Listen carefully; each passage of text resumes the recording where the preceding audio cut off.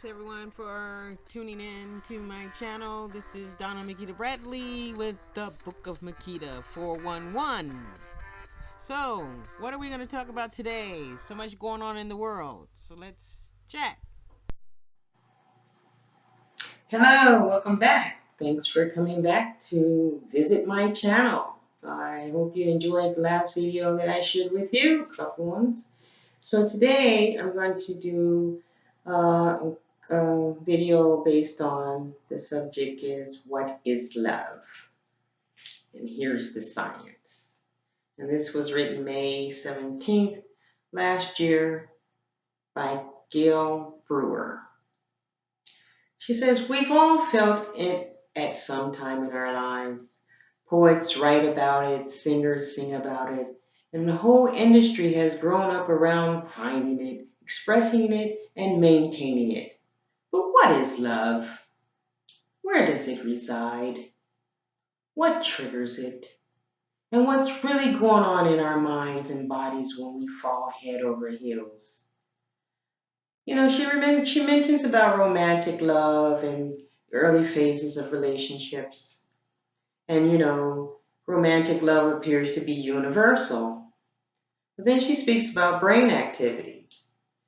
Numerous brain regions, particularly those associated with reward and motivation, are activated by the thought or presence of a romantic partner. These include the hippocampus, hypothalamus, and anterior cingulate cortex. Cingulated. Okay, I did take anatomy, and I'm going to tell you, some of these words, you really have to break them down. Anyway, activation of these areas may serve to inhibit defensive behavior, reduce anxiety, and increase trust in a romantic partner. In addition, areas such as the amygdala and frontal cortex are deactivated in response to romantic love, a process which may function to reduce the likelihood of negative emotions or judgment of the partner. Then she speaks about the hormone and vasopressin are the hormones most closely associated with romantic love. They are produced by the hypothalamus and released by the pituitary gland. And while men and women are both influenced by oxytocin and vasopressin, women are more sensitive to oxytocin and men are more sensitive to vasopressin. And what does that mean?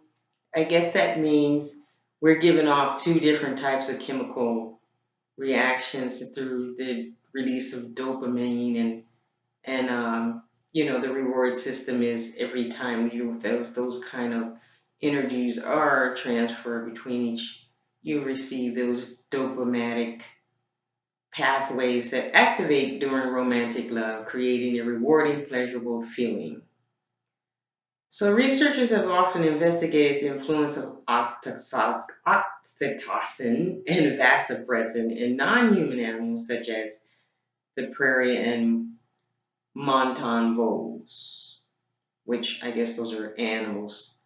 So then we get to when love and loss. When romantic love may serve an important evolutionary function, for example, by increasing the level of paternal support available to subsequent children, we typically enter a series of romantic relationships. However, in our search for the one, and the loss of romantic love is widespread, either through the breakup of a relationship or bereavement. While distressing, most people are able to cope and move on from this loss. So then there's maternal love. You know, that's of course the love that you have for someone where you're actually caring for them. So today I want to say on that, I did mention in my first video about this woman, Kathy, and I said her name wrong. It's Bateman. Kathy Bateman, How We Choose Our Mates or how females choose their mates, which is what I was going to mention talk about. So when you think about love, if you think about it only as, oh, I love him through the emotion, or I love her because of the emotional thing, that's how sometimes I think relationships don't gel well because of that. You have to see it from every aspect, and believe me, I'm learning it too. But I think it's mainly that, there are things that we do biologically to attract one another. For example, in Kathy Bateman's book, she talks, Bateman, I keep saying her name wrong. She talks about the bugs, like insects, and how when like beetles or have a lot of, or any insects that have a lot of like dots or adornment in their, it's not skin, but their outer surface of them, they usually mate more. They're get like the male who has more adornment as far as spots or, feathers or whatever is accentuated is what attracts someone. So it's the same with like women, like that's why they're so attracted to men that have more. And that's why men want to have more, basically, so they can attract women. So it is very biological when you think about it. What do you guys think? I'm going to keep this kind of short tonight. And I hope you guys out there all find someone that you can biologically connect to. And if it is also biological, one more question. How do you feel about monogamy, which is a big subject alone? But it is biologically proven that humans are not really monogamous, it's a choice. But biologically, we would be like most animals that are not monogamous. It's more just about breeding.